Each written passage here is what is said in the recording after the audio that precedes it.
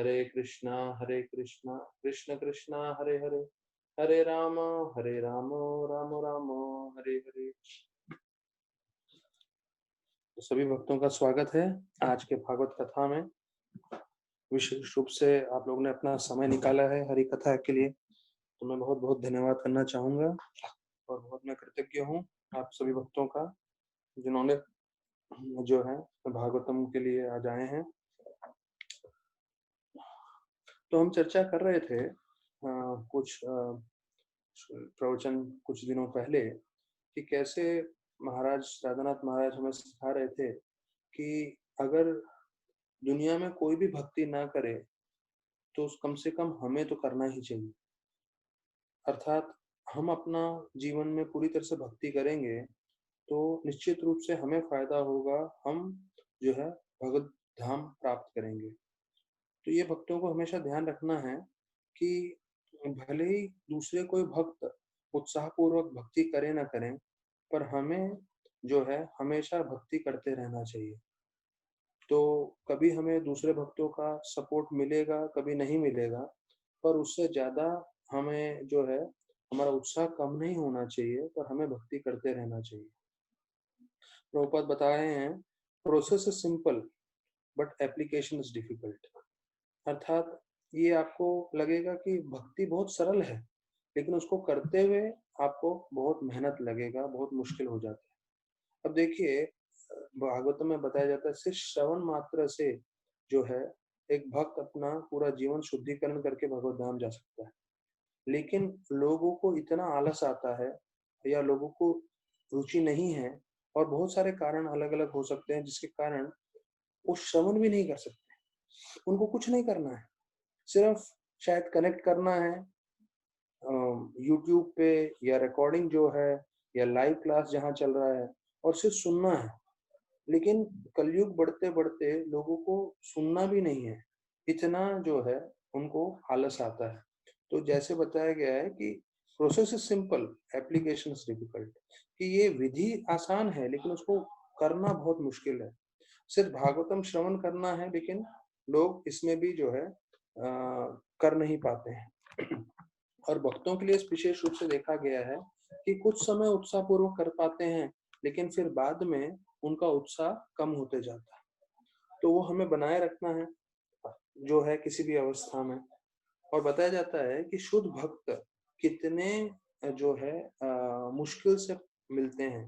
तो ये छठा स्कंद भागवतम 14 अध्याय 5वां श्लोक का वर्णन है।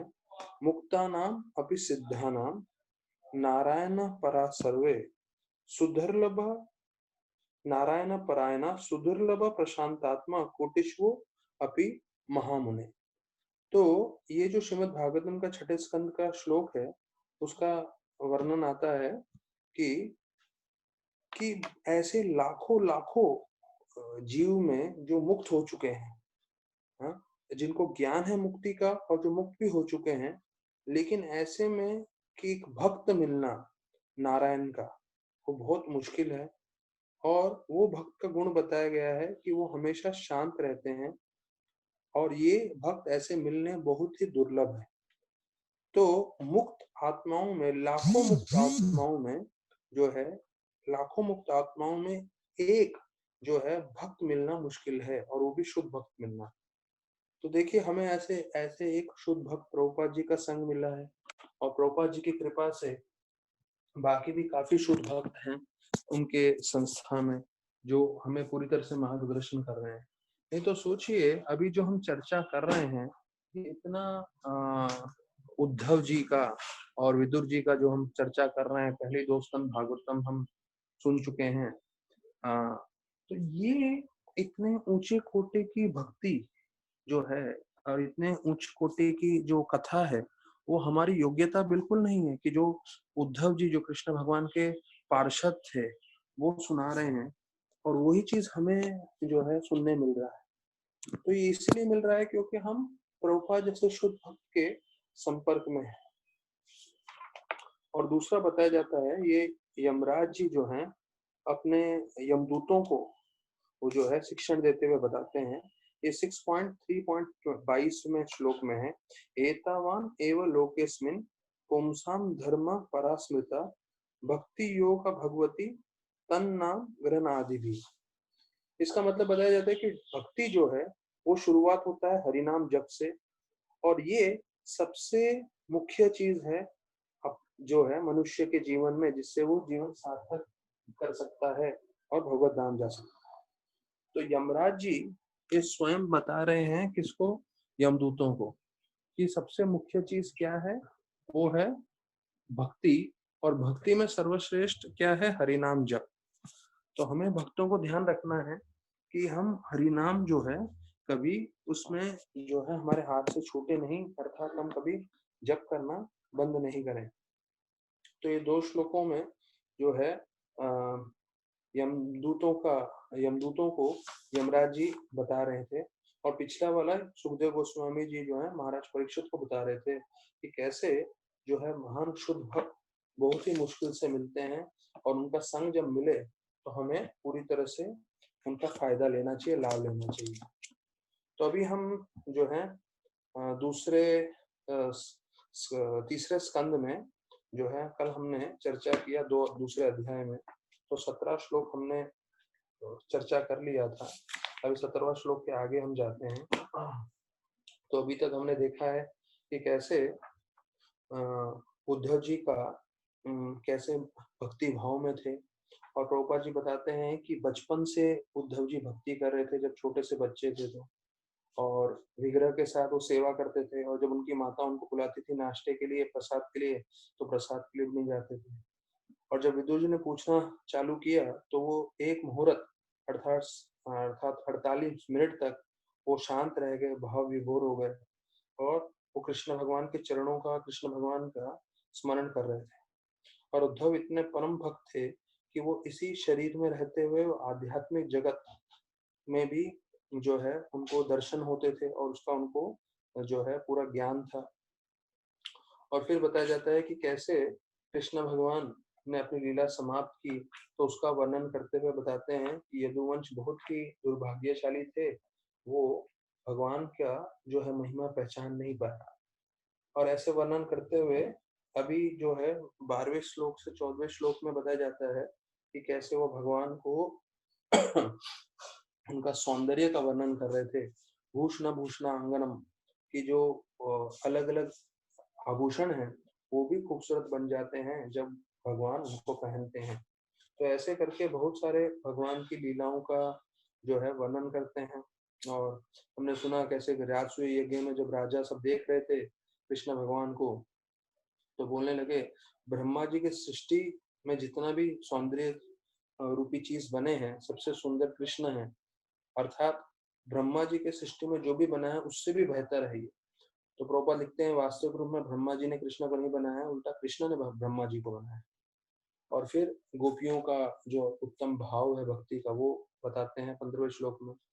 फिर अभी हम जो चर्चा कर रहे थे 15 से 24 श्लोक थे, उसके अंदर जो है भगवान कृष्ण की कृपा कैसी है, और भगवान कृष्ण ऐसे ऐसे कार्य करते हैं जो जीव को भ्रमित करते हैं। तो हमें समझना चाहिए कि भगवान ये सब कार्य इसलिए करते हैं जिससे हम ये सब कथाएं सुन सकें, और कथा सुनते सुनते उनका स्मरण करें, और उनका स्मरण बढ़ेगा तो हमें उनसे आसक्ति होगी, और ये आसक्ति हमें भगवत धाम लेके जाएगी। तो ये भागवतम का एक उद्देश्य है कि हम जप तो कर ही रहे हैं, लेकिन जप करते करते हमें ये भी जानना चाहिए कि कृष्ण भगवान कौन है, उनकी कितनी महिमा है, उनकी क्या क्या लीलाएं हैं। जब ये दोनों का समम दोनों जुड़ जाएंगे साथ में, हाँ, तो हमारी भक्ति पूरी तरह से स्थिर हो जाएगी, और हम उतना जो है भक्ति में आनंद प्राप्त करेंगे। तो बताया जाता है कि कैसे भगवान की अलग अलग लीलाएं जो हैं वो भ्रमित कर रही थी। जैसे भगवान जो है भयभीत हो रहे हैं, ऐसे ऐसे क्रियाएं कर रहे हैं भगवान, जो वास्तविक रूप में भगवान को भयभीत होने की जरूरत नहीं है। भगवान स्वयं पूर्ण पुरुषोत्तम श्री कृष्ण है, लेकिन फिर भी भगवान कंसा से भयभीत होते हुए जा रहे थे वृंदावन से, मथुरा से वृंदावन, वो सब वर्णन किया गया है।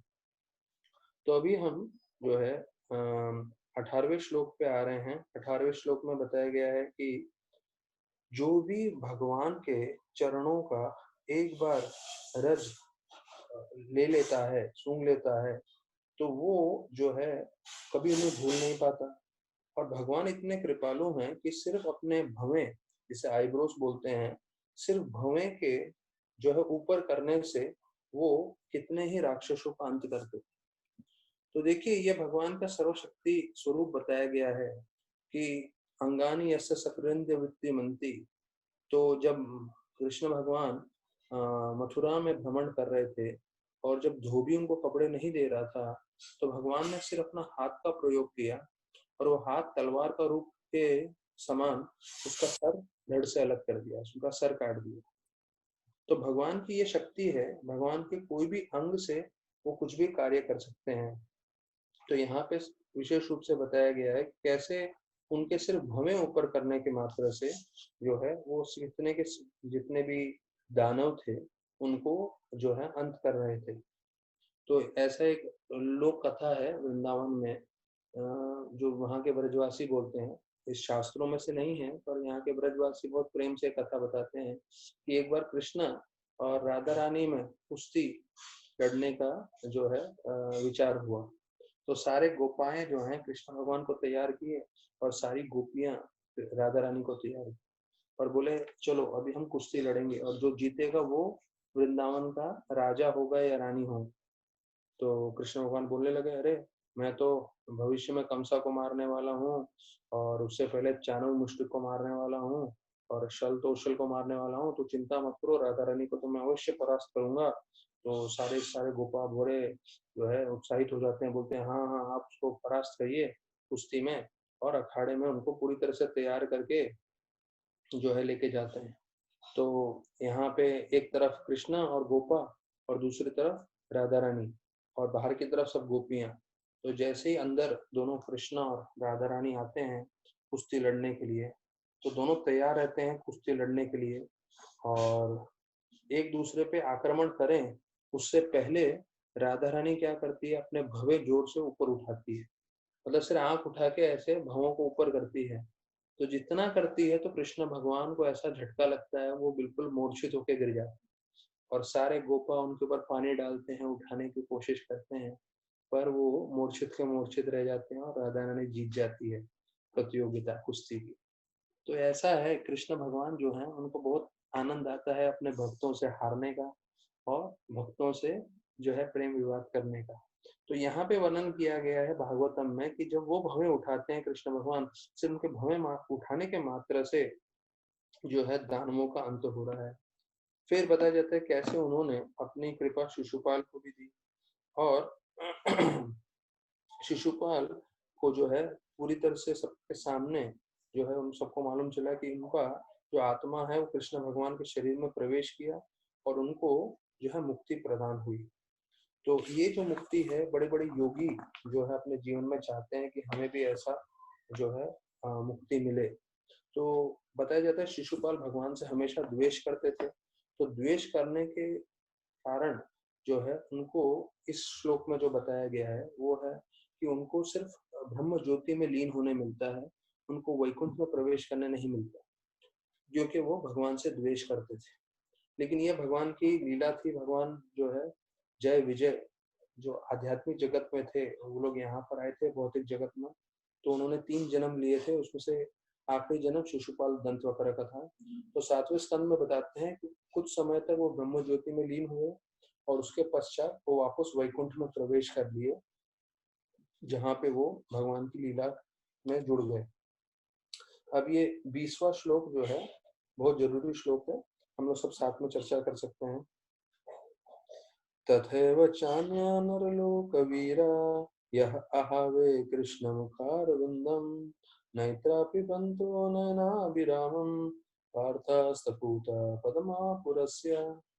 तो डिवोटीज में सबसे ज्यादा इस श्लोक को भी जो है कोट किया जाता है कि भगवान कितने कृपालु हैं। तो इस श्लोक का अनुवाद इस तरह से है कि जितने भी योद्धा कुरुक्षेत्र के रणभूमि में थे, वो लोग सब जो हैं कृष्ण भगवान के धाम प्रवेश किए। क्यों? क्योंकि वो अर्जुन के तीर से मारे गए लेकिन ऐसे समय जब वो मर रहे थे तो उन्होंने कृष्ण भगवान का चेहरा देखा। तो यहाँ पे बताया जाता है कृष्ण मुखार विंदम, तो उनका जो मुख है वो कमल के समान बताया गया है। और नेत्रा पिबंती मतलब नेत्रों से पी रहे थे। क्या पी रहे थे? भगवान का जो चेहरा है, भगवान का सौंदर्य है, वो दर्शन कर रहे थे। और नयना अभिरामम, और वो बहुत प्रसन्न हो रहे थे। भले ही वो जो युद्ध के लिए आए थे वो भगवान के पक्ष में भी नहीं थे, भगवान के विपक्ष में भी नहीं थे, वो सिर्फ युद्ध करने के लिए आए थे। लेकिन जब उन्होंने भगवान का सौंदर्य देखा तो इतने सुंदर थे भगवान, तो उसको देखते हुए जब अर्जुन के तीर उनको लग रहे थे, बताया जाता है पार्थास्त्र पूता, पार्थ मतलब अर्जुन और अस्त्र पूता, तो जैसे उनको तीर लग रहे थे तो वो जो है पूरी तरह से उनकी शुद्धिकरण हो रही थी, और सारे के सारे जितने भी सैनिक थे सब भगवत धाम जा रहे थे। तो देखिए भगवान को कई बार लोग बोलते हैं अरे उन्होंने कुरुक्षेत्र का युद्ध कराया, युद्ध नहीं कराना चाहिए था, और इस युद्ध के कारण बहुत लोग मारे गए। तो एक दृष्टांत है, एक दृष्टि है लोगों का जो ऐसा देख के ऐसा बोल रहे हैं। पर वास्तविक रूप में आप भागवतम से देखेंगे, जो हम लोग पढ़ रहे हैं अभी, तीसरा स्कंद दूसरा अध्याय 20वां श्लोक, तो उसमें स्पष्ट बताया गया है कि जितने लोग भी मारे गए वो लोग सब भगवत धाम प्राप्त हुए, अर्थात सब जन्म मृत्यु के चक्कर से निकल गए। और ऐसा नहीं कि ब्रह्म ज्योति में लीन हुए शिशुपाल के जैसा, प्रभुपाद जी स्पष्ट कर रहे हैं कि सारे के सारे वैकुंठ लोग गए। क्यों? क्योंकि शिशुपाल द्वेष करता था, जितने भी यहाँ पे योद्धा थे कोई द्वेष नहीं करते थे, इसलिए सबको जो है भगवत धाम जाने मिला। तो प्रभुपाद लिखते हैं कि आ, उनको वही फल मिला जो भक्तों को मिलता है। तो भक्त लोग जो पूरी जीवन भक्ति करते हैं और उसके बाद जो फल मिलता है उनको मिला। तो एक चीज बताया जाता है कि उनको जब वो भगवान को देख रहे थे तो वो बहुत आनंदित हो गए। भले ही वो मृत्यु के समय थे और मृत्यु का समय था, वो मर रहे थे, लेकिन भगवान को देखते देखते वो मरे तो उनका जीवन सार्थक हो गया। और बताया जाता है, प्रभुपाद बोलते हैं कि सबका जो कृष्ण प्रेम था हृदय में वो जागृत हो गया अंतिम समय में। तो फिर प्रभुपाद लिखते हैं others who were in marginal position being neither friends or animals but slightly in love of God by appreciating the beauty of his face were at once promoted to the spiritual planets of Vaikuntha Loka। तो जैसे मैंने बताया सब वैकुंठ लोक प्रवेश कर गए। Those whose love of God is awakened to the fullest extent go back to Godhead। अच्छा ये बहुत जरूरी है हम भक्तों के लिए जानना कि कौन गोलोक वृंदावन पहुंचता है और कौन वैकुंठ पहुंचता है। तो अभी तक हमने सुना है आध्यात्मिक जगत मतलब गोलोक वृंदावन जहाँ कृष्ण भगवान लीला करते हैं, और वैकुंठ जहाँ विष्णु के अलग अलग रूप होते हैं। अब यहाँ बता रहे हैं प्रभुपाद कौन गोलोक वृंदावन पहुंचता है और कौन वैकुंठ पहुंचता है।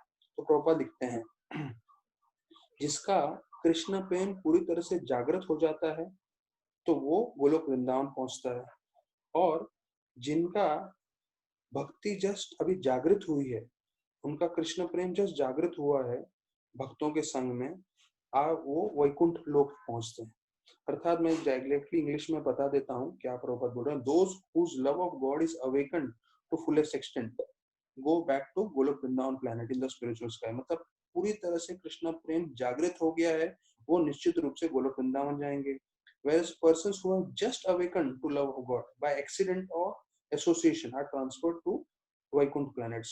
तो कोई गलती से या संग से, भगवान के संग से या साधुओं के संग से उनका बस कृष्ण भक्ति जागृत हुआ है। एक है पूरी तरह से परिपक्व होना, पूरी तरह से तैयार होना कृष्ण भक्ति में, कृष्ण प्रेम में। जब पूरी तरह से कृष्ण प्रेम में तैयार हो जाते हैं वो लोग गोलोक वृंदावन जाते हैं। और जिसका कृष्ण प्रेम कृष्ण भक्ति से शुरुआत हुआ है साधु संग से या किसी तरह से भी, वो लोग वैकुंठ जाते हैं। तो ये बहुत गंभीर विषय है, मैं इस पर ज्यादा चर्चा नहीं कर सकता, पर ये हमें मान के चलना है। इसलिए हमें कोशिश करना है कि हम अपने जीवन में पूरी तरह से कृष्ण प्रेम को जागृत अवस्था में करें, क्योंकि इस श्लोक के हिसाब से प्रभुपाद बता रहे हैं जिसका कृष्ण प्रेम पूरी तरह से जागृत हो जाता है वो गोलोक वृंदावन जाता है, और वैकुंठ में वो लोग जाते हैं जिसका कृष्ण प्रेम बस शुरू हुआ है।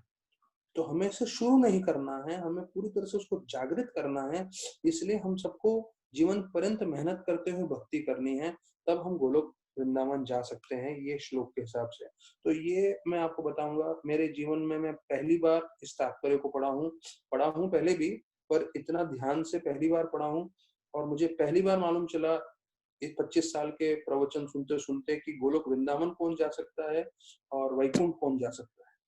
तो ये जो डिफरेंस है मैंने कभी सुना नहीं था, और शायद उम्मीद करता हूँ आप लोगों ने भी किसी ने सुना नहीं होगा। तो इसको मार्क कर लीजिए, और कभी समय मिलेगा तो किसी महान भक्त जो सन्यासी अन्यासी आते हैं मंदिर में, उनसे हम चर्चा करेंगे कि इसको कैसे हम और विस्तार पूर्वक समझ सकते हैं। अच्छा, प्रभुपाद जी भी इस आगे श्लोक में बता रहे हैं, 20वां श्लोक, ये मैं जैसे बता रहा हूँ 20वां श्लोक one of the most coated versus है। बहुत बार जो है भक्तगण इस श्लोक को बोलते हैं। उसका उद्देश्य ये है कि भगवान के सामने किसी की मृत्यु भी हो जाती है, तो भगवान के सामने किसी की मृत्यु भी हो जाती है तो वो भगवत धाम प्राप्त करते हैं। तो प्रभुपाद बोलते हैं कि अर्जुन का मारना और कृष्ण भगवान का मारना दोनों का एक समान है। क्यों? क्योंकि अर्जुन कृष्ण के परम भक्त हैं और अर्जुन वही कार्य कर रहे हैं जो उनको भगवान ने बोला है। इसलिए भगवान का उसके हाथों से किसी का वध होता है तो वो भी भगवत धाम जाते हैं, और भगवान के भक्तों के हाथ से किसी का वध होता है तो वो भी भगवत धाम जाते हैं। तो बताया जाता है एनिमी बिकेम प्योरिफाइड, तो जैसे उनको तीर लगा तो बताया जाता है उनके मन में जितने भी कलमश थे वो पूरी तरह से खत्म हो गए, और वो आध्यात्मिक जगत जाने के लिए पूरी तैयार हो गए। फिर बोलते हैं space the front and their dormant love God awaken, और उनका जो है कृष्ण प्रेम जागृत हो गया। तो ये 20वां श्लोक था। अब 21वां श्लोक हम लोग साथ में चर्चा कर सकते हैं। स्वयं तस्म्यातस्यस्त्रयाधीश स्वर्जाय लक्ष्यम आप्त समस्त काम बलिम हरद्वश्चिरलोकपाले किरीटकोट्येरितपादपितः। इस श्लोक में जो है भगवान के 5 गुण वर्णन किए गए हैं। तो ये भी अच्छा श्लोक है। तो इस 5 गुणों में बताया गया है, एक है अतिशय, अस्मय अतिशय, कि इस पहला मतलब ये है, इसका पहला गुण भगवान का ये है कि भगवान के कोई समान नहीं है और भगवान से कोई बढ़कर नहीं है। तो ये पहला मतलब हुआ, पहला गुण है। दूसरा गुण त्रयदीश, त्रयदीश का मतलब है कि वो तीनों चीजों के राजा हैं। तीनों चीजों के जो हैं, सब चीज, तीनों चीज उनके अधीन है। तो कौन से 3 चीज हैं जिसके वो राजा हैं? बताया जाता है कि पहले तो है 3 शक्तियां। तो ये कौन सी 3 शक्तियां हैं? जैसे अंतरंग, बहिरंग तथा शक्ति, तो उनके जो है कर्ता भगवान है। फिर बताया जाता है 3 पुरुष अवतार हैं। 3 पुरुष अवतार में जो है महाविष्णु आते हैं, गर्भोदक्षय विष्णु आते हैं और क्षीरोदक्षय विष्णु आते हैं।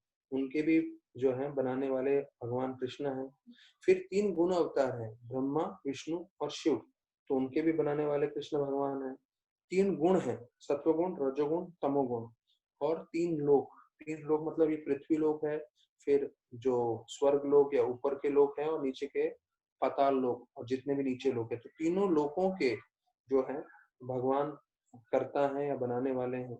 तो ऐसे बताया जाता है त्रयदीश। त्रयदीश का शब्द का मतलब है कि इन तीनों चीजों को अलग अलग, ये जो 3 चीजें बताए हैं उनके वो गुरु हैं या उनके वो राजा हैं। फिर बताया जाता है स्वर्गीय लक्ष्मी आप्त समस्त कामा। ये देखिए, आप्त कामा का मतलब एक है कि भगवान जो है अपने आप में संतुष्ट हैं और उनको अनंत कोटि लक्ष्मी सेवा करते हैं। और एक है स्वराज्य। स्वराज्य मतलब उनको ये संस्कृत शब्द से भी समझ में आता है कि भगवान जो है सम पूरी तरह से स्वतंत्रता है, स्वतंत्र है भगवान, को कोई बोलने वाला नहीं है। तो ये जो है तीसरा गुण आता है कि भगवान स्वतंत्र हैं, अपने आप में संतुष्ट हैं और अनंत कोटि लक्ष्मियां उनकी सेवा में लगी रहती हैं। फिर आता है चौथा गुण जिसे बोलते हैं चिरलोक पाले। चिरलोक पाले का मतलब है जो भी सृष्टि को चला रहे हैं वो लोग सब उनको पूजते हैं। अर्थात ब्रह्मा, शिव और विष्णु जो इस सृष्टि को चलाते हैं और उसको संहार करते हैं, वो सब जो है भगवान कृष्ण को पूजते हैं। और फिर आता है आखिरी 5वां भगवान का गुण, वो बोलते हैं किरीट कोटि एदित पाद पीठ। ये बताता है कोटि मतलब लाखों, जो है कोटि शब्द का संस्कृत का मतलब है लाखों। तो बताए लाखों जो बड़े बड़े देवता गण हैं, हाँ, वो सब अपना मुकुट उनके चरणों में स्पर्श करते हैं, ऐसे हैं भगवान श्री कृष्ण। तो ये 5 गुणों का वर्णन किया गया है। पहला कि उनसे कोई समान नहीं है, उनसे सब कोई बड़ा नहीं है। वो तीनों जो है ऐश्वर्य है, 3 पुरुष अवतार, गुण अवतार, 3 गुण इन सबके कर्ता हैं और वो अपने आप में संतुष्ट है। सहस्त्र लक्ष्मी उनकी सेवा करती हैं और सारे के सारे लोकपाल उनकी उनको पूजते हैं और जितने भी बड़े बड़े देवता गण हैं वो अपना मुकुट उनके चरणों में लगाते हैं। तो ये वर्णन आता है कि कैसे भगवान इतने शक्तिशाली हैं। लेकिन अब ये 22वां श्लोक उसमें आता है कि फिर भी भगवान जो है उग्रसेन के सामने, जो दूसरे उनके राजा थे, उनके सामने भगवान कृष्ण नम्रता से झुकते हैं।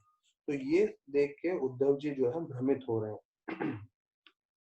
तो प्रभुपाद जी 21वें श्लोक में लिखते हैं कि हम कोई भी हो, किसी भी परिस्थिति में हो, तो हुएवर और वेरेवर, हुएवर और वेरेवर का एक मतलब है कि हम किसी भी जगह पे रह रहे हो। अभी हम जितने लोग हरि कथा सुन रहे हैं, हम लोग अलग अलग स्थान पे हैं और हम लोग अलग अलग हैं। अलग अलग हैं मतलब कई स्त्रियां सुन रही हैं, कई गृहस्थ भक्त सुन रहे हैं, कई आईएएस लड़के सुन रहे हैं। हम कोई भी हो या किसी भी जगह पे हो, किसी भी परिस्थिति पे हो, हम सबका एकमात्र उद्देश्य ये है कि हम भगवान को शरणागति करें और भगवान की भक्ति करें। ये हमारा उद्देश्य होना चाहिए। तो अभी उद्धव जी बता रहे हैं 22वें श्लोक में कि कैसे वो उग्रसेन के सामने सभा में खड़े रहते थे और वो उग्रसेन को राजा मानते हुए उनकी प्रसन्नता के लिए सब जो है उनको ज्ञान की बातें बताते थे और जो भी राज में हो रहा था उसका वर्णन कर रहे थे। तो कृष्ण पूर्ण पुरुषोत्तम भगवान है, लेकिन वो उग्रसेन के सामने एक नम्र व्यक्ति बन के जो है वर्णन करते थे। ये सोच के उद्धव जी जो है भ्रमित हो रहे हैं। फिर 23वां श्लोक भी उतना ही मुख्य है। ये 23वां श्लोक जो है बताया जाता है कि कैसे कृष्ण भगवान कृपालु हैं पूतना को और उन्हें कैसे पूतना को उद्धार किया। तो ये भी श्लोक बहुत बार चर्चा किया गया है। यहाँ तक कि बताया जाता है जब सुखदेव गोस्वामी जैसे ही पैदा हुए व्यासदेव के माता के, व्यासदेव अपने माता के गर्भ से, तो वो सीधे निकल गए जंगल में। तो उनको कुछ भौतिक जगत में कुछ लेना देना नहीं था। वो 10-12 साल बताया जाता है माता के गर्भ में ही थे और जैसे ही पैदा हुए नवजात शिशु के रूप में, उसी वक्त जो है बड़े युवक बन गए और वो तुरंत जंगल की ओर चले गए, क्योंकि उनको मालूम था सब मोह माया है। तो अपने माता पिता से भी जो है उनके लिए भी धोखे नहीं, तुरंत उन्होंने वैराग वैराग पूरा धारण कर लिया था और चले गए बिना वस्त्र के। तब ऐसे सुखदेव गोस्वामी जो पूरी तरह से बताया जाता है भक्त थे, उनको पूरा साक्षात्कार था पैदा होते ही, तो उनको रोकने के लिए ये वाला श्लोक सुनाया गया था। तो जैसे ही ये श्लोक सुनाया गया व्यासदेव जी ने, तब जो है सुखदेव गोस्वामी रुक गए। क्यों? क्योंकि उनको लगा ये कौन कृपालु है। तो उनका कृपा का वर्णन आता है। वो बोलते हैं, अहो बकीयं स्तन कालकूटं जिगम्पयासाद अपि असाध्वी लेभे गतिं दात उचितो ततोऽयं किं वा दयालुं शरणं व्रजेन। तो इस श्लोक में आता है कि अहो बकीयम, बका की जो छोटी बहन है उसको बोलते हैं बकीयम, अहो बकीयम स्तन कालकूटम। तो उन्होंने कालकूट जो है वो जहर लगाकर आए थे। तो जो है ये बताया गया है, अहो बकीयम स्तन कालकूटम जिगम प्रयासात अपि असाध्वी। अब असाध्वी करके बोला है, क्यों असाध्वी बोला है? क्योंकि वो भगवान को मारने आए थे। लेभे गतिम दातो त्रिशोत्तरोयम किम बाधयालम, लेकिन उनको भी उन्होंने, भगवान ने क्या स्तर दिया? जो है माता का स्तर दिया। तो ये श्लोक जो है सबसे परम श्लोक में आता है, क्योंकि इसमें बताते हैं कि कोई भगवान को मारने आया है, कोई राक्षस नहीं है, लेकिन उसको भी भगवान ने माँ का दर्जा दिया है। तो ये श्लोक जो है सुनने के बाद सब भक्तों को जो है आशा होनी चाहिए कि अगर कोई मारने आता है भगवान को, कोई राक्षसी है, तो उसको भगवत धाम ले जा सकते हैं, उसको माँ का दर्जा दे सकते हैं। तो भक्त लोग जितना भी मेहनत कर रहे हैं, भक्ति कर रहे हैं, उनको कितनी कृपा देंगे। तो प्रभुपाद जी शुरुआत करते हैं इसका तात्पर्य का ये बोल के कि ये जो है this is example of extreme mercy, मतलब कृपा का जो है ये सबसे ज्वलंत उदाहरण है कि कैसे कोई जो है इतना कृपा दे सकता है कि कोई मारने आया है उसको भी माँ का दर्जा दे दिया। तो प्रभुपाद जी इसका तात्पर्य में बताते हैं ये कृष्ण भगवान का कृपा है। वो क्या देखते हैं, भक्तों में कम से कम योग्यता भी रहेगा। मतलब हम लोग सब भक्ति कर रहे हैं, हम कोई बोल नहीं सकते कि हम बहुत योग्य हैं, हमें संस्कृत का बहुत ज्ञान है, या हम नियम बहुत अच्छे से पालन कर रहे हैं, या हम बहुत ज्यादा जप कर रहे हैं, या हम बहुत ज्यादा शुद्ध है भक्ति में। नहीं, प्रभुपाद क्या बोल रहे हैं कि भगवान इतने कृपालु हैं, अपने भक्तों में देखते हैं उनमें निम्न निम्न मतलब कम से कम योग्यता भी होगी तो उसको स्वीकार कर लेंगे, और ऐसे भक्त को जिसमें कम से कम योग्यता है उसको उत्तम से उत्तम जो है इनाम देंगे। क्या इनाम देंगे, उनको भगवत धाम भेज देंगे। तो हमें ये चाहिए कि हम भक्ति से जुड़े रहें। जैसे बोलते हैं ये जो हमारा हरि नाम है, हमारा जप है, वो एक टिकट के समान है। जैसे हम ट्रेन में जाते हैं या फ्लाइट में जाते हैं या बस में जाते हैं तो टिकट लगता है, तो टिकट रहेगा तो आप कभी भी ट्रेवल कर सकते हो। तो उसी प्रकार से जो हरि नाम है, जो भक्तों का संग है, वो टिकट है। विशेष रूप से हरि नाम के लिए बोलते हैं, नाम जप के लिए बोलते हैं। तो ये टिकट को कभी छोड़ना नहीं है, फेंकना नहीं है, हरि नाम करते रहना है जीवन पर्यंत। तो हम इस टिकट के बल पे भगवत धाम चले जाएंगे। अब हमारे पास जितना समय है, मैं आपको एक आउट ऑफ द इसमें से एक कथा सुनाना चाहता हूँ। देखिए, भगवान कितने कृपालु हैं। अब मैं आपको भागवतम में से नहीं बता रहा हूँ, भागवतम हम लोग रोज सुन ही रहे हैं घंटों घंटों, और आगे भी सुनते रहेंगे। पर आप देखिए रोज के जिंदगी में भगवान कैसे हस्तक्षेप करते हैं और कैसे जीव को जो है सार्थकता प्राप्त करवा के भगवत धाम ले जा सकते हैं। मैं अपने गुरु भाई श्याम वल्लभ प्रभु के बारे में बता रहा हूँ। श्याम वल्लभ प्रभु और मैं साथ में जो है मंदिर में थे, और यहाँ तक कि उनमें और मेरे में काफी गुण एक जैसे थे। दोनों का 27 जुलाई को ही जन्मदिन आता है, और दोनों जन काफी साथ में हम सेवा करते थे। और अभी मैं बता रहा हूँ ये पिछले साल की बात है कि वो आयुर्वेदा के आचार्य बन गए थे और काफी आयुर्वेदा का प्रचार कर रहे थे। और किसी तरह से महाराज चाहते थे कि वो जीवी में आ जाए और आयुर्वेदा का पूरा स्थापना करे। तो इस बात को लेके कई कमिटी मेंबर्स और कई मंदिर के अध्यक्ष और हॉस्पिटल के अध्यक्ष नहीं मान रहे थे इस बात को। पर महाराज बार बार इच्छा कर रहे थे, नहीं मुझे श्याम वल्लभ ही चाहिए, मुझे श्याम वल्लभ चाहिए। और फिर जो है काफी जो है आदान प्रदान होने के बाद जो है महाराज ने बोला नहीं, पर मुझे श्याम वल्लभ आएगा तो मुझे बहुत प्रसन्नता होगी, और श्याम वल्लभ को लेकर आए। जब श्याम वल्लभ को लेकर आए वहां पे, तो मेरे को भी वहां पे सेवा के लिए बुलाया गया था जीवी में। और तकरीबन तकरीबन हम लोगों ने साथ में 3 महीने तक का तकरीबन सेवा किया होगा। पर आप ये चीज समझ लीजिए कि वो साउथ में थे, वायनाड में थे, और वायनाड में सेवा कर रहे थे। वो वायनाड में सेवा करते हुए जो है उनका काफी समय से चल रहा था, फिर वो वृंदावन भी कुछ समय सेवा किए। लेकिन जो है वो तकरीबन उन्होंने भी कम से कम 6 7 या 8 साल वो ब्रह्मचर्य आश्रम में भी थे श्याम वल्लभ प्रभु। और पिछले साल जो है हम लोग सेवा कर रहे थे और एकाएक उनका एक्सीडेंट हो गया। और एक्सीडेंट इतना भयंकर हुआ कि उनका जो है कुछ ही घंटों में जो है उन्होंने शरीर त्याग दिया। तो देखिए भगवान का कैसे लीला रहता है। तो मैं महाराज से जब मिला था तो मैं महाराज को भी यही बता रहा था कि महाराज ये तो आपकी कृपा है कि आप उनको जीवी में लेकर आए, और यहाँ पे सारे भक्तों की सेवा करते हुए, भक्तों का स्मरण करते हुए, भक्तों का साथ जुड़े हुए जो है उन्होंने अपना शरीर त्यागा। तो देखिए जो उनका समय था, काल था, वो तो आने ही वाला था। लेकिन भगवान ने ऐसा प्रबंध किया राधानाथ महाराज के द्वारा, उनको यहाँ पे बुला लिया जीवी में, और 3 4 महीने पूरी तरह से वैष्णव की सेवा करते हुए उन्होंने वैष्णव की सेवा के बीच में जहाँ मदन मोहन मंदिर बन रहा है, जहाँ पे इतने सारे गोस्वामियों के मंदिर हैं, जहाँ इतना यमुना आरती हो रहा है, वहां पे उन्होंने शरीर त्यागा। तो देखिए, मैंने आपको ये जो कहानी सुनाई जो श्याम वल्लभ प्रभु के साथ हुआ, ये स्पष्ट करता है कि भगवान कितना ध्यान रखते हैं। तो देखिए, जब अंत समय आना है तो कोई कहीं पे भी शरीर त्याग सकता है, लेकिन भगवान अपने भक्तों के लिए ऐसा प्रबंध करते हैं कि वो जो भक्त है वो भक्तों के संग में रहे। जो भक्ति की है उन्होंने, भगवान कभी भूलते नहीं है उसको, और ऐसा प्रबंध करते हैं जो हम प्रबंध नहीं कर सकते। पर भगवान हमारे लिए ऐसा प्रबंध करते हैं कि जो है हम लोग हमारा जीवन सार्थक करके भगवत धाम जा सके।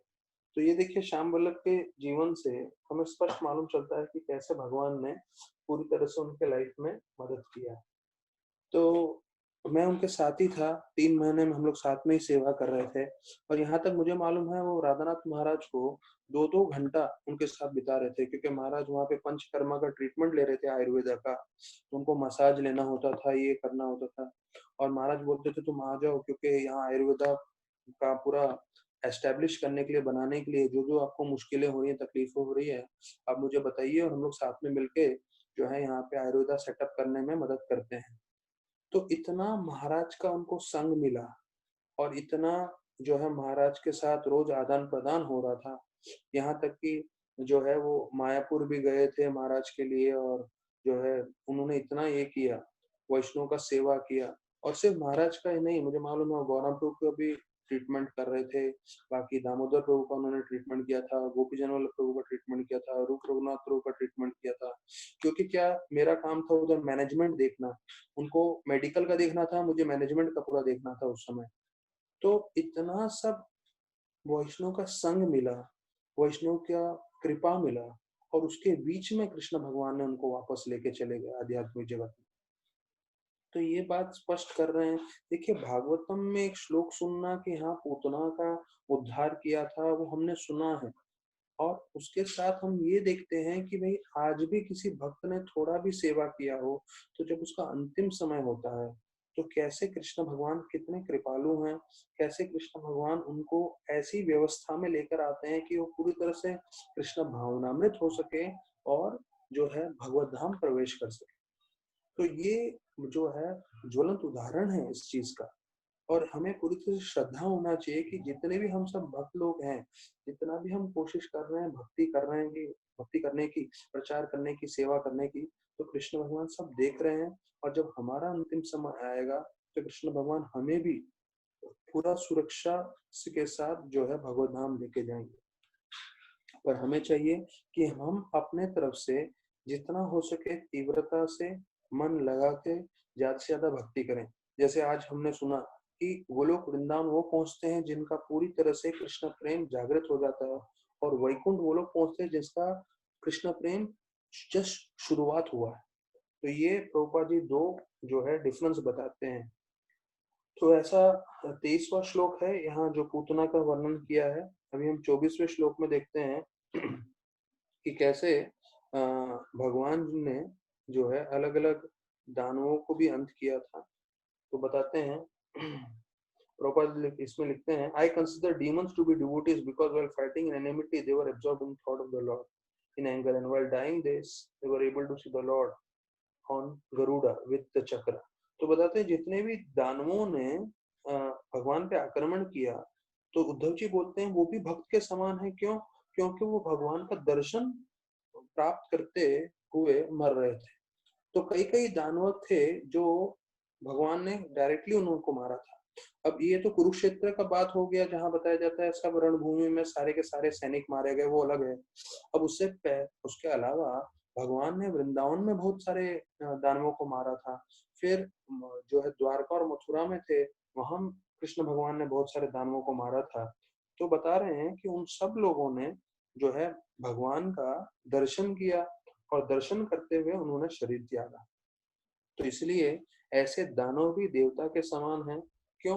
क्योंकि वो भी भगवत धाम प्राप्त किए हैं। तो प्रभुपाद लिखते हैं, the asuras who fought against the lord face to face got salvation due to their being killed by the lord. तो इनको भी सबको भगवत धाम जाने मिला। तो ये भगवान की असीम कृपा है।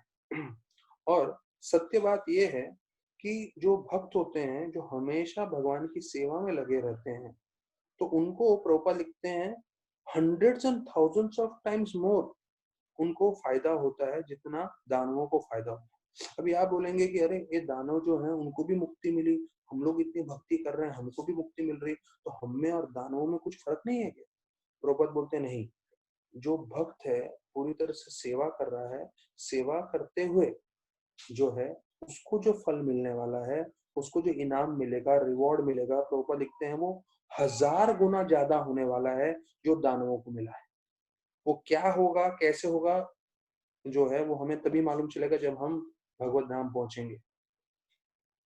तो प्रभुपाद बताते हैं कि दो चीज में थोड़ा अंतर है। एक आपको बोले हवा में लटकते रहो, और दूसरा बोले धरती में घर में आराम से रहो। तो हवा में लटकना मतलब क्या होता है, जैसे लोग स्काई डाइविंग करते हैं, हाँ, आसमान में हेलीकॉप्टर से कूदते हैं, तो उसको वो बोलते हैं ना, स्काई डाइविंग बोलते हैं उसको, पैराशूट लगा के। तो आपको वो तो रोमांच के लिए लोग कूदते हैं, लेकिन अगर आपको बताया जाए आपको 1 महीना हवा में लटकना है ऐसे, तो कैसा लगेगा? तो प्रभुपाद लिखते हैं कुछ तो फर्क है। अगर दानवों को जब ये मुक्ति मिलती है कि वो ब्रह्म ज्योति में लीन होते हैं, तो उसका तुलना करते हैं हवा में लटकने के बराबर। जैसे कोई आसमान में हेलीकॉप्टर से कूदेगा और हेलीकॉप्टर से कूदने के बाद हवा में लटका रहेगा, तो उसी प्रकार से बोलते हैं ये जो है दानव होते हैं जिनको ब्रह्म ज्योति का मोक्ष प्राप्त होता है, ब्रह्म ज्योति में लीन होने का, तो वो ऐसे होते हैं। लेकिन जो भक्त होते हैं और जो ऐसे हैं जिनको भगवान से वैर नहीं है, पर भगवान का दर्शन करके वैकुंठ प्रवेश किए, तो वो जो है पूरे वैकुंठ धाम में प्रवेश करते हैं, जहाँ पे वो व्यक्तिगत रूप से अच्छे से रह सकते हैं। ये दो फर्क बताते हैं, ब्रह्म ज्योति का और वैकुंठ का। फिर बताया जाता है 25वें श्लोक से, अभी 25 से 34 श्लोक ये आखिरी पड़ाव है इस अध्याय का। तो इसमें पूरे व्रज के, वृंदावन के भगवान के अलग अलग अलग लीलाओं का वर्णन है कि कैसे ब्रह्मा जी के प्रार्थना पे 25वें श्लोक में बताया गया है कि ब्रह्मा जी के प्रार्थना करने पे कृष्ण भगवान वासुदेव और देवकी के पुत्र बनकर आए।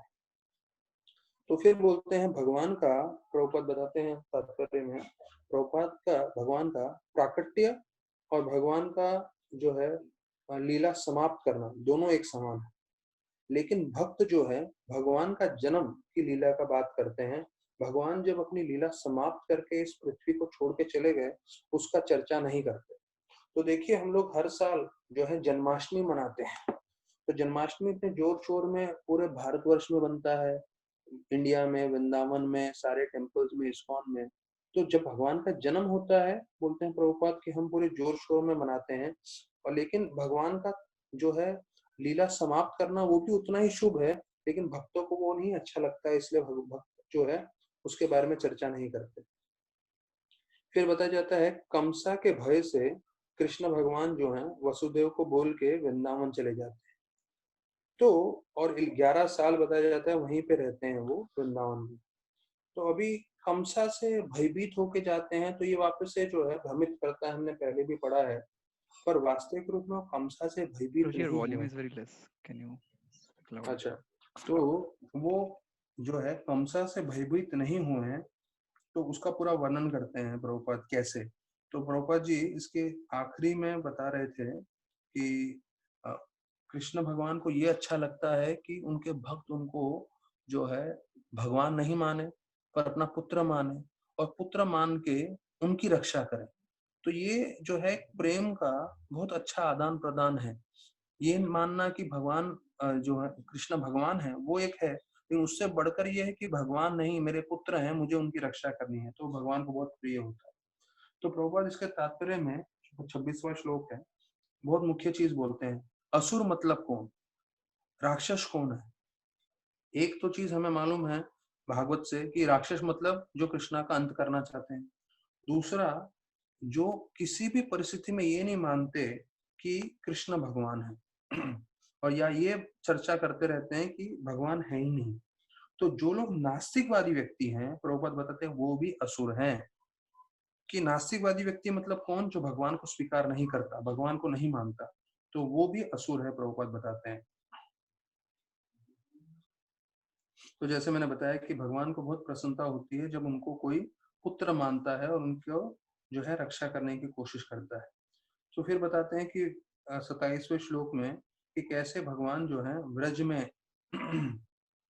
अलग-अलग जो ब्रज के वृंदावन के जो जंगल हैं, हाँ, वहाँ पे यमुना के तट पे अपने गोपाओं के साथ और गैया के साथ लीला कर रहे थे। तो उसका पूरा वर्णन आता है।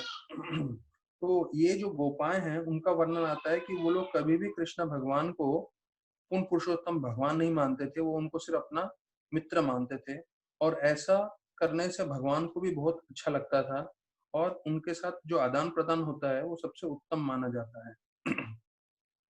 तो बताया जाता है कि ये जो गोपा थे, जब रात को भी वो सोते थे, रात को सोते समय उनके मन में सिर्फ एक ही विचार था कि कब सुबह होगा और कब हम भगवान से मिल पाएँगे और कब हम भगवान के साथ लीला कर पाएँगे। तो ये जो गोपा हैं, प्रभुपाद लिखते हैं, बड़े-बड़े कई जन्मों की तपस्या करके योगी जो हैं और कितने जन्मों की तपस्या करके जो भक्त हैं, वो सब आके एक साथ अभी कृष्ण भगवान के साथ जो है उनके मित्र बने हैं। और कृष्ण भगवान उनके साथ बहुत सारे राक्षसों को मारे। तो इन सब राक्षसों का तो हमने कृष्ण लीला में सुना ही हुआ है कौन-कौन राक्षस हैं। इसमें एक राक्षस का नाम आता है गर्दभासुर। गर्दभासुर, तो एक गर्दभासुर मैंने मार्क कर दिया ये बताने के लिए कि हमारे 18,000 श्लोकों के भागवत में नहीं है गर्दभासुर। अर्थात बहुत सारे और भी दानवों को मारा हुआ है कृष्ण भगवान ने, जिसका हमें वर्णन नहीं मालूम है। तो जैसे हम बताते हैं कि जो भागवत हमारा है 18,000 है और ऊंचे-ऊंचे लोक में 1 लाख, 10 लाख, 1 करोड़ श्लोक का भी भागवत है। हाँ, तो वहां पे और विस्तार पूर्वक है भगवान की लीलाएं। तो यहाँ पे मैं जस्ट एक आपको मेंशन करने के लिए बताया है कि गर्दभासुर कृष्ण बुक में और 10वें स्कंद भागवतम में कहीं वर्णन नहीं आता, और प्रभुपाद जी बता रहे हैं कि उसका भी वध हुआ था। फिर बोलते हैं प्रभुपाद कृष्ण भगवान की तुलना करते हुए कि एक छोटा आग का चिंगारी में इतनी शक्ति रहती है जिससे वो बड़ा आग लगा सकता है।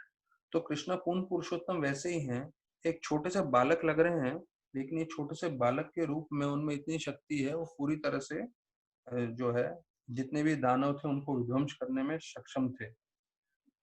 फिर बताया जाता है 28वें श्लोक में कि वो एक छोटे बालक के रूप में ब्रजवासियों के सामने लीला करते थे और जब राक्षस आक्रमण करते थे तो वो उन सबका संहार करते थे बाल सिंह के रूप में। जैसे कोई शेर का बच्चा होता है, तो वो कैसे शेर का बच्चा भी जो है शेर ही है, छोटा शेर है, तो वो कैसे आक्रमण करता है, तो प्रभुपाद बताते हैं कि कैसे वैसे भगवान लीला करते थे। तो सुखदेव गोस्वामी बता रहे हैं और वही प्रभुपाद जी विस्तार में बता रहे हैं। तो यहाँ पे एक बच्चे का मन में क्या आता है प्रभुपाद जी बतला रहे हैं। तो छोटा जो बच्चा होता है वो क्या करता है, जब उसको कुछ चीज नहीं मिलता तो रोने लगता है और रो रो के सबको परेशान करता है। तो कई बार आप रिकॉर्डिंग में मेरा भी सुन रहे होंगे, छोटे बालक का आवाज आता रहता है, वो मेरा ही पुत्र है नरोत्तम। तो छोटे बालकों का यही स्वभाव रहता है, चिल्लम चिल्ली करने का, आवाज करने का, रोने का। तो बोलते हैं वही बालक जो रोता रहता है उसको कुछ मिल जाए तो हंसने लगता है। तो जब एक पल में रोता है और उसी पल में हंसता है, तो ये देख के उसके माता पिताओं को जो है या उनके जो रिश्तेदार है उनको बहुत आनंद मिलता है। तो बोलते हैं भगवान ऐसी लीला करते थे और अपने माता पिता को उतना आनंद देते थे, क्योंकि जब बच्चा एक पल रोता है और फिर उसी पल में हंसने लगता है, तो उसको देख के भले उसके माता पिता हो या उनके जो रिश्तेदार है, नाना नानी, मामा मासी, वो सब खुश हो जाते हैं। तो उसी प्रकार से भगवान भी ऐसी लीला करते थे और सबको आनंद देते थे। फिर 29वें श्लोक में बताया जाता है कि वो गाय बैल को चराते थे। हाँ, गो वर्षम गो धनम। तो यहाँ पे फिर गैया की जो है महिमा प्रभुपाद चर्चा करेंगे और वो सब अपने गोपाओं को बुलाने के लिए, अब उस समय जैसे हमें हमें मालूम है कि गोलोक वृंदावन में मोबाइल नहीं है, तो कैसे बुलाएंगे। हाँ, सिर्फ बांसुरी बजाते थे। तो ये जो बांसुरी की ध्वनि है वो मोबाइल से लाखों करोड़ों गुना जो है मधुर है, और जैसी उसकी ध्वनि सुनते थे सारे गोपा समझ लेते थे, हाँ कृष्ण भगवान ने बुलाया है, हमें जाना चाहिए। तो प्रभुपाद बोलते हैं अकॉर्डिंग टू द वैदिक इकोनॉमिक्स, व्यक्ति धनी कौन है, कौन व्यक्ति जो है उसको बोलेंगे जो धनवान है।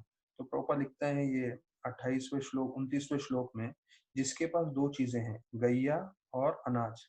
जिसके पास बहुत सारा गैया है, बहुत सारी गैया है और बहुत सारा धान्य है, अनाज है, ये दो लोग, दो चीजों के जिसके पास है उसको धनी माना जाता है वैदिक शास्त्रों के हिसाब से।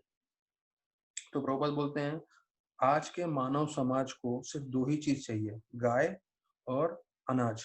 अगर ये दो चीज है तो जीव कहीं पे भी मानव संतुष्टि से रह सकता है, और बाकी सब दिखावे की चीजें हैं। और ये सब दिखावे की चीजों से प्राप्त करने के लिए लोग अपना जीवन का असली महत्वपूर्ण कार्य भक्ति वो छोड़ रहे हैं। दोनों चीज मुख्य है, गाय और अनाज, जिससे हम अपना पोषण कर सकते हैं। बाकी सब दिखावे की चीजें हैं, बाकी सब आर्टिफिशियल चीजें हैं, और वो चीजों के चक्कर में हम भक्ति छोड़ देते हैं, जीवन का जो असली उद्देश्य है। तो स्मृति शास्त्रों के हिसाब से प्रभुपाद बताते हैं, गाय हमारी माता है, बैल हमारे पिता है। गाय हमारी माता क्यों है? क्योंकि जैसे हम माँ के स्तन से दूध पीते हैं, वैसे गाय के स्तन से आया हुआ दूध हम स्वीकार करते हैं, इसलिए वो हमारी माँ है। पिता जैसे हमारे लिए धन संचय करके हमारा पोषण करते हैं, वैसे ही बैल जो है धरती में से अनाज हमारे लिए उगा के देते हैं, तो इसलिए वो हमारे पिता है। तो बोलते जहां माता और पिता का वध होगा, तो निश्चित रूप से वैसा जो समाज है और वैसा देश है, उसमें जो है वो नरक की ओर ही जाएगा, प्रभुपाद स्पष्ट करते हैं। तो बोलते हैं अलग अलग गैया के अलग अलग रंग थे, तो उसका वर्णन करते हैं, बोलते हैं कई लाल थी, कोई काली थी, कोई हरी थी। ये हरी मैंने पहली बार सुना है।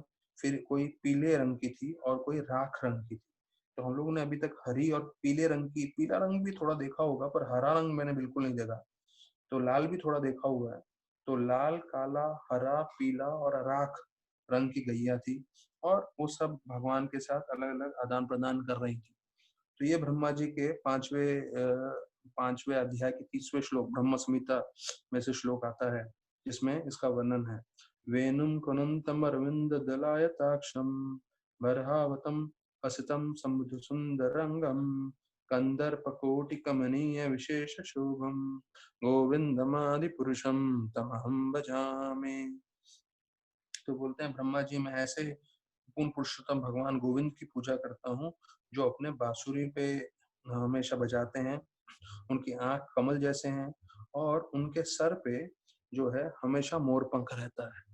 तो ये मोर पंख की कथा बहुत जरूरी है, हमको समझ सुनना जरूरी है।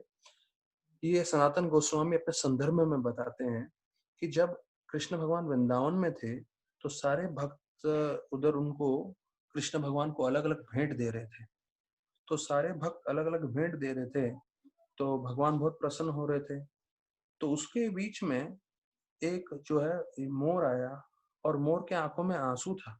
बोला मैं तो पंछी हूँ, मैं तो कुछ नहीं दे सकता, पर मेरे पास सिर्फ मेरे ये मोर पंख है, वो भी मेरा शरीर से जब छूट जाता है तो मैं और कुछ, मेरे पास कुछ नहीं रहता है, सिर्फ यही रहता है। तो ये मैं आपको अर्पण कर रहा हूँ, पर मेरे पास और कुछ नहीं है, इसलिए आप यही स्वीकार कर लीजिए, क्योंकि आप तो पूर्ण पुरुषोत्तम भगवान है और मैं तो सिर्फ एक मामूली सा पंछी हूँ। मैं आपको क्या प्रदान करूं, सिर्फ एक मोर पंख है, वो स्वीकार करिए। और देते समय उसके आंख में आंसू था।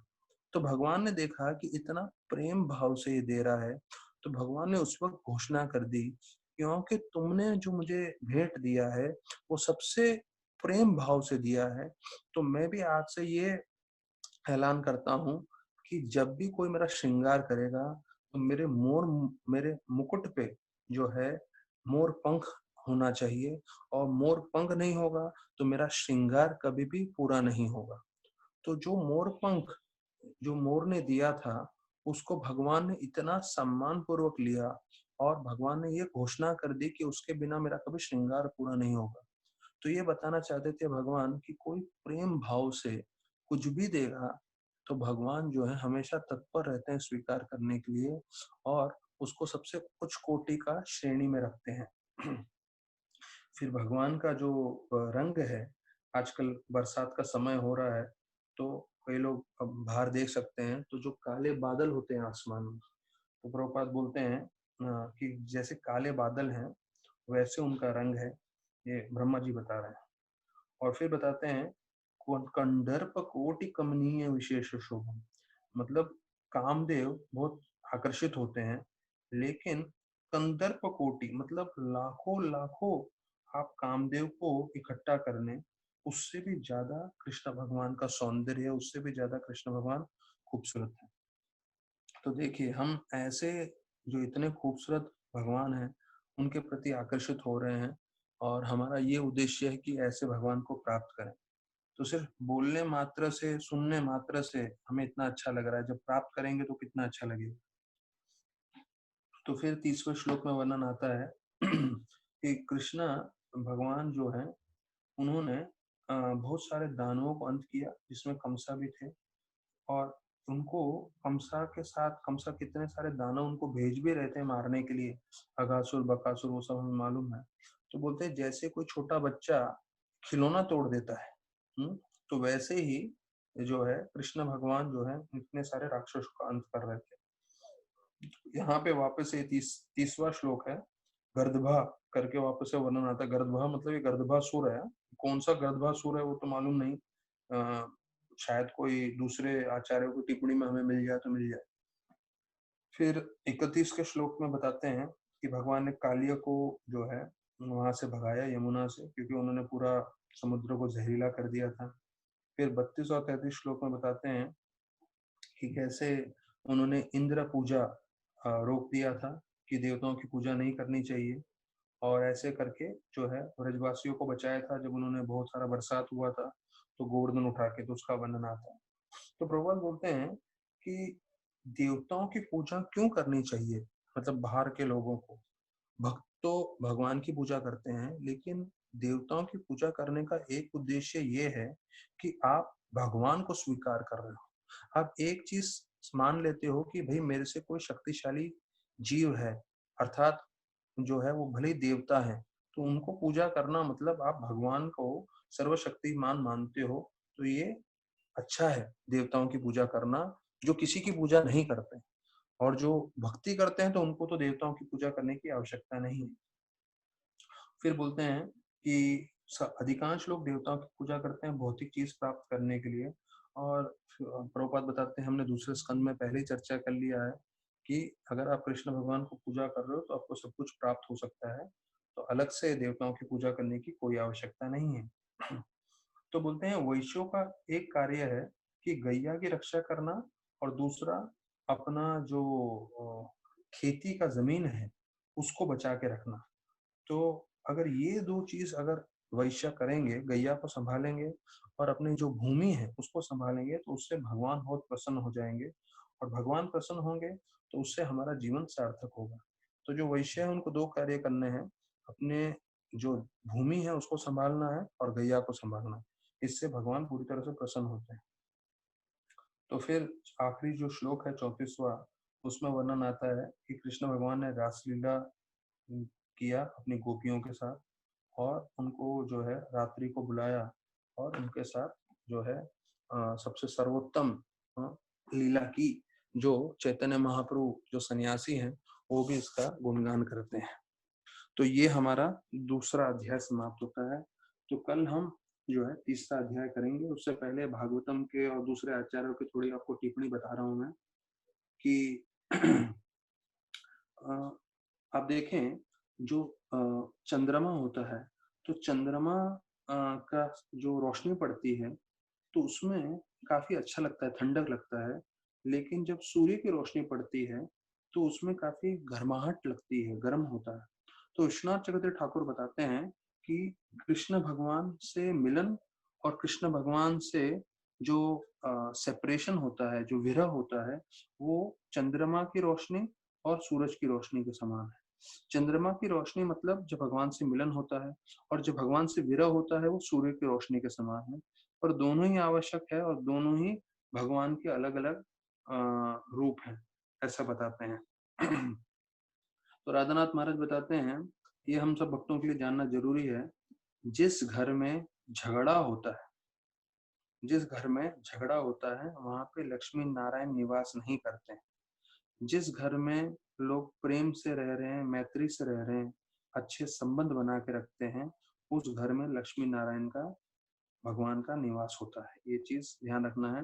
तो हमें जितना हो सकता है प्रेम से, मैत्री से रहने की कोशिश करना है। हाँ, कुछ ऊपर नीचे हो भी तो उसको जो है सुलझाना वो हमारा अति आवश्यक कार्य है। फिर बताते हैं, ये गौर गोविंद महाराज बताते हैं कि कैसे चैतन्य महाप्रभु संन्यास लेने से पहले एक रात को अपनी भार्या जो है उनसे बात कर रहे थे और उनको बता रहे थे कि मैं संन्यास लेने वाला हूँ, फिर अब तुमसे मिलूंगा नहीं। तो जो ये चीज है वो बता रहे हैं गौर गोविंद महाराज कि कैसे हमें बाहरी रूप से सब चीजों की जिम्मेदारी लेनी है, पर अंतरंग रूप से हमें कृष्ण भगवान से आसक्त रहना है। तो ये बहुत जरूरी है कि हम सबका ध्यान रखना है, सबका सेवा करना है और अंतर ही अंदर हमारे हृदय में भगवान के प्रति आसक्ति भी बढ़नी चाहिए, सेवा भाव भी बढ़ना चाहिए। अभी हम तीसरे अध्याय पे आए नहीं हैं, पर तीसरे अध्याय पे जब आएंगे, अभी उसका एक 24वें श्लोक में आ रहा है ये पॉइंट कि किस तरह से जो यदुवंश के थे जितने भी कुमार, वो बताया जाता है उनमें इतनी शक्ति थी कि भौतिक जगत में उनका कोई विनाश नहीं कर सकता था। लेकिन उन्होंने वैष्णव अपराध किया और वैष्णव अपराध करने के कारण पूरे के पूरे यदुवंश का नाश हो गया। तो प्रभुपाद लिखते हैं, one should therefore take great care and attention not to commit an offense at the feet of a devotee of the Lord. मतलब भले वो कृष्ण भगवान के पार्षद ही क्यों ना हो, उनका भी नाश हो जाएगा अगर वो वैष्णव अपराध करेंगे। तो ये बहुत मुख्य चीज है हमारे लिए जानना। तो हम लोग अगले अध्याय में भी चर्चा करेंगे ये विस्तार पूर्वक, पर अभी आपको जस्ट हाईलाइट पॉइंट्स में मैं बता रहा हूँ कि अगर भगवान के हम पार्षद भी हैं तो भी हमारा नाश हो सकता है अगर हम वैष्णव अपराध करें तो इसलिए हमें जो है कभी भी जो है वैष्णव अपराध नहीं करना चाहिए। और फिर भागवतम के गांधारी के बारे में वर्णन आता है जो महाभारत में भागवतम में वर्णन करते हैं प्रभुपाद जी की। गांधारी जो है भीष्म देव के समान थी भक्ति भाव में। और बताया जाता है वो इतनी उनका उनकी भक्ति भाव उन्होंने इतना जागृत करके रखा था कि सिर्फ दृष्टिपात करने से उन्होंने दुर्योधन का पूरा शरीर वज्र का बना दिया था। दूसरा, जब बताया जाता है पूरे कौरवों का अंत हो गया था और जब पांडव और कृष्ण भगवान उनसे मिलने आए थे तो क्योंकि उनके 100 पुत्र मारे गए थे, वो इतने क्रोध वेश में थी कि उन्होंने सिर्फ अपने आंख पे उन्होंने पट्टी मार के रखा था, बांध के रखा था, क्योंकि उन्होंने ये बोला था कि उनके पति देख नहीं सकते हैं धृतराष्ट्र, तो उन्होंने भी खुद से जो है वो आंख पे पट्टी मार के रखा था। तो इतनी क्रोध में आ गई थी वो कि सिर्फ उन्होंने हल्का सा पट्टी जो है उठाया, जब उसके पूरा नहीं उठाया, उन्होंने हल्का सा उठाया और वो हल्का सा उठाते ही युधिष्ठिर महाराज के चरण दिखे उनको। तो चरण के जितने नाखून थे वो सारे के सारे उखड़ गए उसी वक्त पैर में से। तो सोचिए कितना जो है उनका दृष्टि में शक्ति था। सिर्फ एक नजर दृष्टिपात करने से पूरे पैर के 10 के 10 उंगली के नाखून उखड़ गए। तो वो देख के अर्जुन जो इतने शक्तिशाली हैं, सबसे बड़े धनुर्धर हैं, वो डर के मारे कृष्ण भगवान के पीछे चले गए कि अबे ये उन्होंने पूरा जो है पट्टी खोल दिया। तो दृष्टि में पहले तो दुर्योधन को तो वज्र का बना दिया था, पर हम सबका क्या करेंगे मालूम नहीं। तो डर के मारे वो कृष्ण भगवान के पीछे चले गए। और फिर बताया जाता है कि उन्होंने श्राप दिया कृष्ण भगवान को। ये श्राप दिया कि जैसे मेरे वंश का पूरा नाश हुआ है, मैं आपको श्राप दे रही हूँ कि आपके वंश का भी पूरा नाश हो जाए। तो जब वो श्राप देते हैं तो उनकी पूरा शक्ति जो था, उन्होंने जितना भी किया था, वो उस श्राप में चला जाता है। और अभी फिर कृष्ण भगवान बोलते हैं अब आप पांडवों को कोई जो है चिंता नहीं है, अभी उनकी पूरी शक्ति मेरे इनके श्राप में चली गई है। और उस श्राप का ये भी एक कारण था कि यदुवंश जो है पूरा नाश हो जाता है और यदुवंश सारे भगवत धाम चले जाते हैं।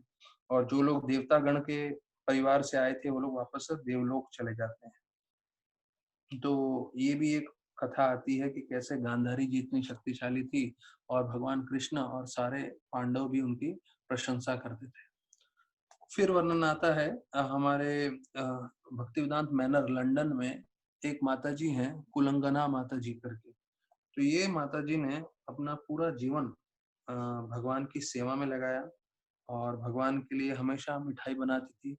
राधा लंडनेश्वर जो विग्रह हैं उधर के, तो उनके लिए मतलब मैंने शायद एक आध बार खाया हुआ है स्वीट्स उनका बनाया हुआ। मतलब आप बोल सकते हैं सर्वोत्तम स्वीट्स हैं पूरे पृथ्वी पे। पूरे पृथ्वी पे मैं बोल रहा हूँ। मतलब मंदिर में जो हमने खाए हैं या इंडिया में जहाँ-जहाँ घूमकर खाए हैं वो ठीक है। पर वहाँ का एक महाप्रसाद का एक अलग ही स्वाद है। उधर की खुद की गैया हैं उनके। तो कुलंगा माता जी ने पूरा जीवन भर जो है भगवान की सेवा की। तो देखिए ये वापस से आता है कि कैसे भगवान अपने भक्तों के साथ आदान-प्रदान करते हैं।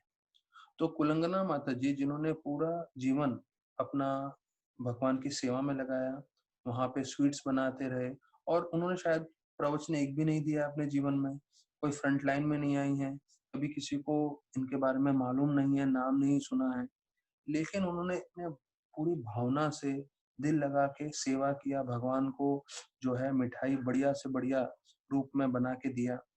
तो उनका जब अंतिम समय आया, तो उनको जन्माष्टमी के दिन भगवान ने अपने धाम लेके गए। देखिए, भगवान कैसे आदान-प्रदान करते हैं अपने भक्तों के साथ। जन्माष्टमी का सबसे शुभ दिन माना जाता है, जिस दिन भगवान का जन्मदिन है, उस दिन कुलंगना माता जी को जो है भगवान अपने धाम पे लेके चले गए। तो फिर महाराज बता रहे थे कि हमारा जीवन में जो है स्ट्रगल है। स्ट्रगल है मतलब भी हम सबको थोड़ा मुश्किलों का सामना करना पड़ रहा है। पर महाराज बोले दिस इज प्लेजरेबल स्ट्रगल।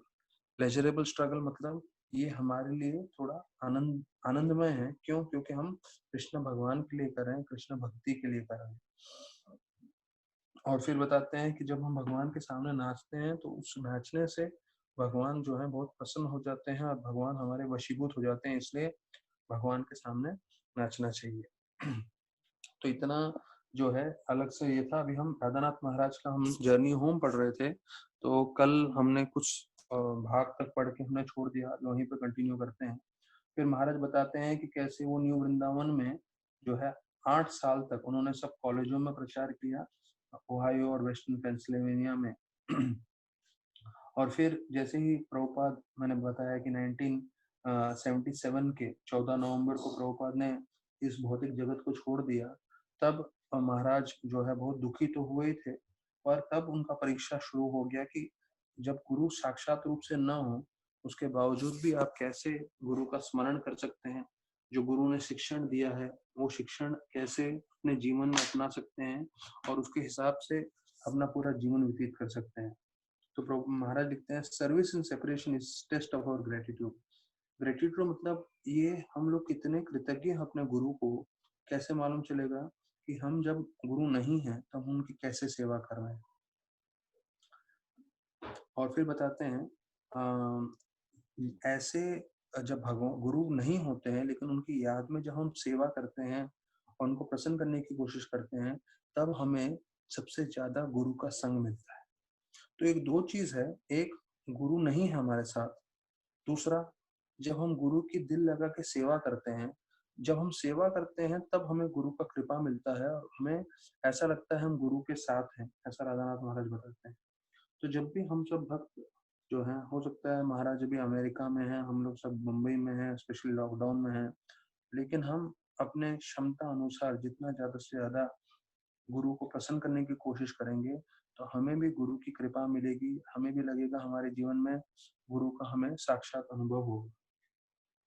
फिर बताते हैं कैसे 1982 में महाराज को संन्यास लेने के लिए बोला गया।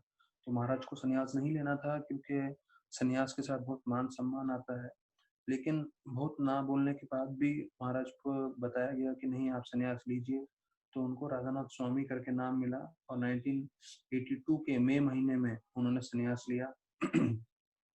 और उन्होंने फिर जो है ये सोच के संन्यास लिया कि जो भी कृष्ण भगवान की भक्ति के लिए उत्तम है, जो भी प्रभुपाद की सेवा के लिए उत्तम है, मुझे स्वीकार करना चाहिए। तो हमें भी अपने जीवन में ये देखना है कि क्या चीजें जो है हमारे जीवन के लिए उत्तम है, अर्थात भगवान की सेवा के लिए क्या उत्तम है और प्रभुपाद की सेवा के लिए क्या उत्तम है। तो जो भगवान की और प्रभुपाद की सेवा के लिए उत्तम है, तो उसे भी हमें अपने जीवन में उत्तम समय के स्वीकार कर लेना चाहिए। फिर बताते हैं 83 में जो है वो 11 साल के बाद वृंदावन गए। तो पहली बार और फिर बोलते हैं कि न्यू दिल्ली से लंदन से न्यू दिल्ली उन्होंने सीधा प्लेन पकड़ के गए थे और जो है कुछ 9 घंटे के अंदर वो पहुँच गए थे। तो बोलते हैं पिछली बार जब मैं भारत पहुँचने के लिए मैंने कोशिश किया था, तो मेरे को 6 महीना लगा था और इस बार सिर्फ प्लेन में गया तो 9 घंटे में पहुँच गया।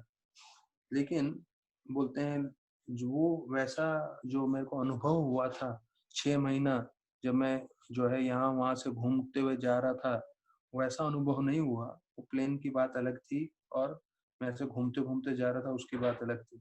और फिर बताया जाता है कैसे वृंदावन पहुँचे और वृंदावन में वो जो है घनश्याम जी के पास मिले। तो घनश्याम जी का जो राधा गोपी जन वल्लभ का जो विग्रह था, वो उन्होंने देखा, वहाँ मिले और वो घनश्याम जी उनसे बहुत प्रसन्न हुए और उनको जो है उन्होंने व्रज की रोटी दी और बोला कि घनश्याम घनश्याम जी ने बताया कि गोपी जन वल्लभ आपसे बहुत प्रिय हैं, प्रेम करते हैं और बहुत प्रसन्न हुए राधानाथ महाराज को जो है सन्यासी के रूप में देख के। और उनका कृष्णदास करके नाम था, तो कृष्णदास कृष्णदास करके ही बुला रहे थे। और फिर बताया जाता है 1 साल के बाद वापस से जब गए, तो घनश्याम जी शरीर छोड़ के जा चुके थे और उनका विग्रह दूसरे जगह शिफ्ट हो गया था। तो महाराज बोलते हैं कि घनश्याम जी हमेशा मेरे हृदय में रहेंगे और उनका जो है उन्होंने पहले बताया हुआ है कि कैसे जब उन ब्रज में रहते थे, तो वो उनको अपना कंबल देते थे रात को सोने के लिए। तो बोलते हैं आपकी कंबल रूपी नम्रता हमेशा मैं अपने जीवन में रखूंगा और जो व्रज रोटी है, व्रज रोटी का उन्होंने तुलना की है, वो है निस्वार्थ प्रेम करना। तो कहता है आपके जीवन से मैंने 2 चीज सीखा है, एक है नम्रता और एक निस्वार्थ प्रेम।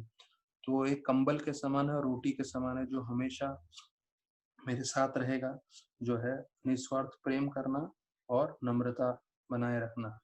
तो महाराज ये 2 चीज का वर्णन करते हैं घनश्याम जी के जीवन से। और फिर बोलते हैं कि उनके जो मित्र थे गहरी, तो उसका वर्णन करते हैं कि वो जो है कितने सालों तक, फिर 12-13 साल हो गए थे जब नहीं मिले थे और महाराज इस्कॉन जुड़ गए थे। उसके बाद वापस से उनका एक बार मुलाकात हुआ और वो जो है इस बार जो है वो फिजिकल ट्रेनर बन चुके थे, मतलब बॉडी ट्रेनिंग करते हैं और मैलू बीच पे उन्होंने घर लिया था और वहाँ के जितने भी धनी लोग हैं उनको वो जो है एक्सरसाइज करना सिखाते थे। तो ये बोलते हैं गहरी प्रभु कि कैसे मुझे लग रहा था कि हम दोनों का जीवन पूरा बदल गया है। हम आत्मा के आप आत्मा के स्तर पे हो और मैं पूरा शरीर के स्तर पे। तो महाराज उनको क्या जवाब देते हैं और कैसे उनका आदान-प्रदान होता है और फिर कैसे महाराज ने जो भारत में प्रवेश करने से पहले वचन दिया था कि मैं भारतवासियों के लिए अच्छा कार्य करूँगा, तो वो सब हम चर्चा करेंगे कल के प्रवचन में। बहुत-बहुत धन्यवाद। हम लोग 4 बजे कल मिले बात करेंगे। Thank you. हरे कृष्णा।